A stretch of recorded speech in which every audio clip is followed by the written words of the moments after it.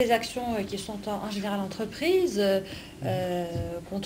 toujours pour lutter contre le tabagisme. Il faut savoir que parfois il faut choquer pour réveiller les consciences. C'est ce qu'on va voir à travers ce reportage, toujours autour de la sensibilisation contre le tabagisme. C'est un document donc signé Nour El-Houda Bouzgaoui. Le manque de cigarettes ou de nicotine plus exactement n'a pas d'effet nocif que sur le comportement de l'individu, mais provoque d'autres dangers sur la santé.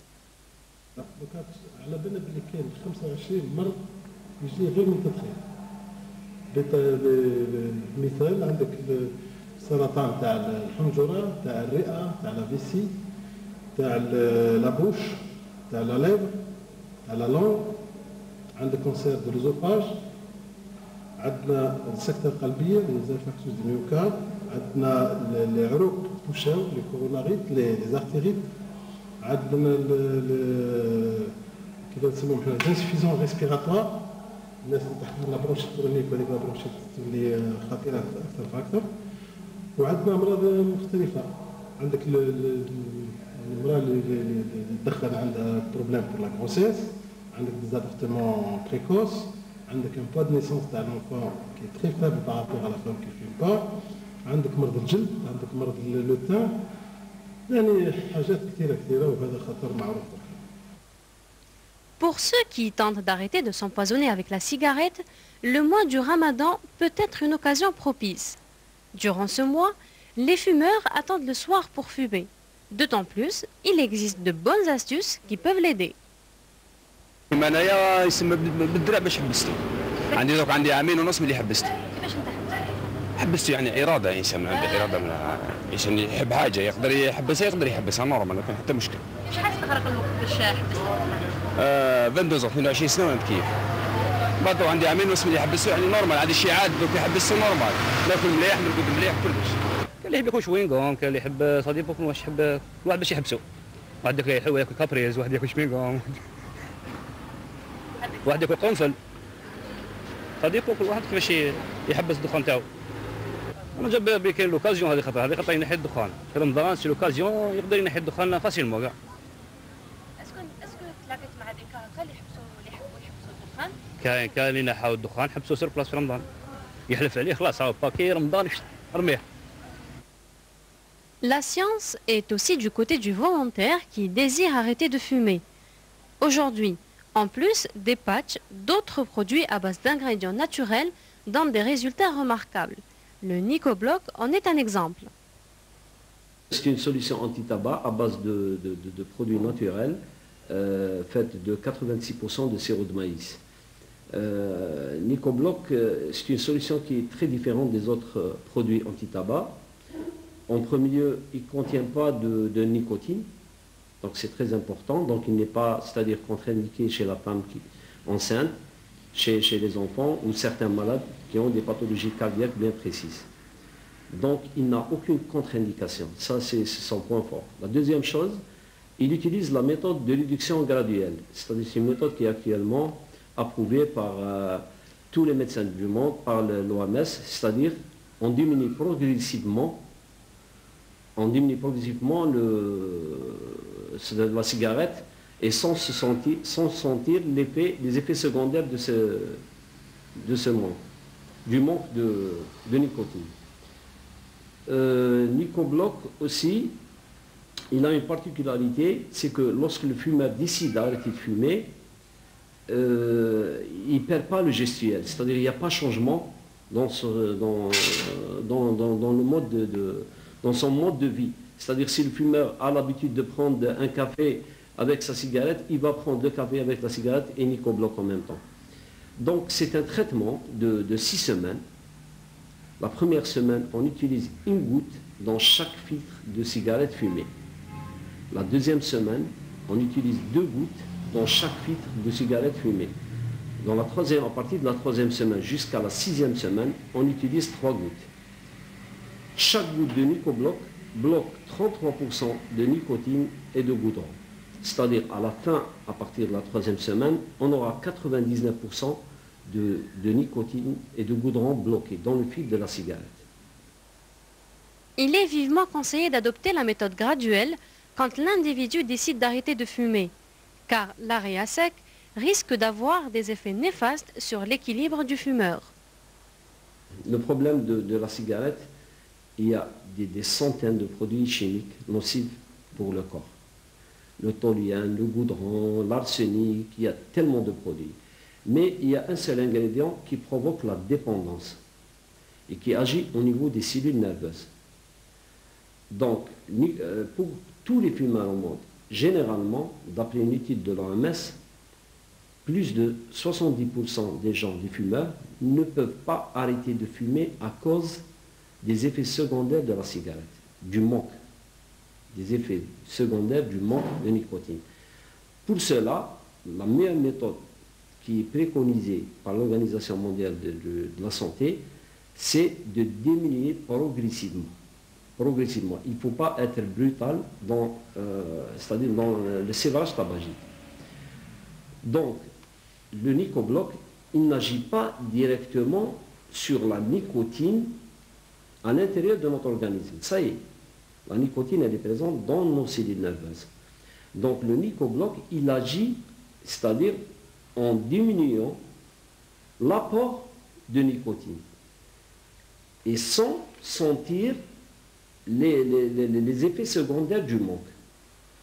Pour ceux qui cultivent la volonté d'arrêter la cigarette définitivement, les conditions sont réunies aujourd'hui. La science et le ramadan. Alors, profitez-en. Et le ramadan, c'est dans quelques mois à peine pour le mois d'août. Alors, oui, petite astuce que je recommande aussi, c'est qu'aux fumeurs, c'est d'arrêter 3 jours avant de commencer le ramadan. Ah oui, sinon... Parce que si c'est la veille, on est tenté. Mais quand on a arrêté 3 jours, on souffre pendant 3 jours, mais ensuite c'est un vrai soulagement. Voilà, tout à fait. Alors pour cela, bien sûr, je rappelle que pour cette journée de sensibilisation que vous organisez, vous choquez un petit peu à votre tour. Et il faut dire que très souvent, ça marche. Ça marche, ça fonctionne. Lorsqu'on voit par exemple un poumon atteint et un poumon d'un non-fumeur, quand même cela fait réfléchir. Donc nous avons cette image-là. Et puis donc une autre que vous avez également conçue, ce sont un amas de cigarettes. Par-dessus, on voit un cadavre. Donc c'est un cadavre qui est enveloppé dans ce qu'on appelle le kfena. Voilà, donc c'est une manière aussi de secouer un petit peu les gens et de leur dire attention, fumer lorsqu'on est jeune, bon ça passe, mais lorsqu'on atteint la quarantaine, donc il y a les symptômes qui sont là et très souvent il faut déceler ça donc à temps. Malheureusement, ça ne se fait pas ce n'est pas toujours le cas et ça peut être fatal pour la santé. Exactement, c'est que le cancer du poumon est toujours un diagnostic tardif. Et la durée de vie d'un malade atteint de cancer du poumon, c'est pratiquement 1 année. La mort, c'est pas en elle-même le plus difficile, c'est les souffrances qu'il y a, les souffrances pour le malade, les souffrances pour sa famille, pour ses enfants, pour son entourage, et les besoins financiers et matériels, c'est tout ça, la souffrance psychologique, morale. Tout ça, on veut éviter tout cela à nos concitoyens. Et là, justement, l'OMS, pour cette journée, c'est de faire en sorte qu'il y ait, comme dans déjà beaucoup de pays, des images chocs sur les paquets de cigarettes. J'espère qu'en Algérie, on arrivera à cela, parce que des études ont été faites montrant que en mettant des images chocs sur les effets réels du tabac, c'est ça qui fait arrêter encore un peu plus les gens. C'est vrai qu'il fait freiner ce fléau qui est mondial finalement, d'où l'intérêt que porte l'OMS, l'Organisation mondiale de la santé, à tous ces événements organisés par le mouvement associatif, notamment l'association Al-Badr que vous représentez, qui je le rappelle est une association d'aide aux personnes atteintes de cancer, et plus particulièrement du cancer, de cancer dû au tabac. Alors sur l'affiche justement, vous mentionnez le nombre de décès par jour, donc 40 personnes par jour meurent en Algérie à cause du tabac, donc c'est un chiffre aussi alarmant qui fait peur. sur 60 millions d'habitants, 40 par jour. Cela est un chiffre vraiment, véritablement effarant qui fait peur. Mais cela, malheureusement, n'arrête pas complètement les fumeurs, ni peut-être les adultes, d'intervenir surtout auprès des plus jeunes, des adolescents qui sont la première cible. Exactement, c'est-à-dire que nous, bon, il y a le message envers les enfants pour qu'ils ne touchent pas la première cigarette, pour qu'ils ne commencent pas à fumer, et on voudrait bien aussi sensibiliser les parents pour qu'ils ne fument pas devant leurs enfants. Tout à fait. On voudrait aussi sensibiliser... Montrer le bon exemple. Nous, en tant qu'association aussi, on le voit comme une œuvre de défense légitime. C'est une légitime défense parce qu'on voit qu'il y a des enfants qui vendent des cigarettes dans la rue. On voit qu'il y a des entreprises commerciales qui n'ont plus de limites. On voit par exemple que le tabac est planté en Algérie de façon ostentatoire, passé par les plaines qui étaient des plaines céréalières qui deviennent des plaines tabagiques malheureusement dans notre pays. Donc il y a une espèce de réflexe de défense qui doit se développer dans la société. Et malheureusement je trouve qu'il est faible moi-même. Il faut qu'il y ait plus encore d'action, il faut que tous les gens se mobilisent contre ce poison qui est le tabac. C'est l'affaire de tout le monde. C'est tout à fait, c'est l'affaire de tous. Et surtout, donc, rappelons que l'association Al-Badr de Blida, qui normalement intervient au niveau de la wilaya, a étendu un petit peu, disons, son action, son champ d'action. Et cette fois-ci, pour cette journée spécialement de lutte contre le tabac, sera présente de l'Est à l'Ouest et même dans quelques régions intérieures du pays. Donc si vous prenez le train à Alger-Oran ou Alger-Constantine, ne soyez pas étonnés donc, de rencontrer les membres de l'association ou même dans les gares d'Alger, Blida, Chlef, Ain Defla.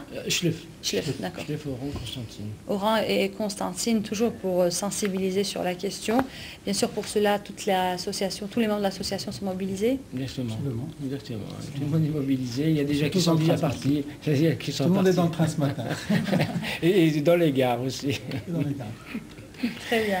Donc voilà, prendre tous ceux, donc les usagers du train vont rencontrer et surtout vont grâce à ces prospectus et ces dépliants, donc lire et voir les méfaits du tabac.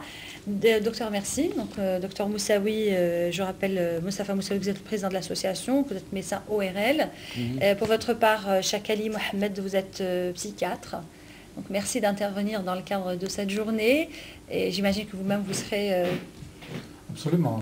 Incessamment dans une gare. Certainement. Dans une des gares d'Algérie. Certainement.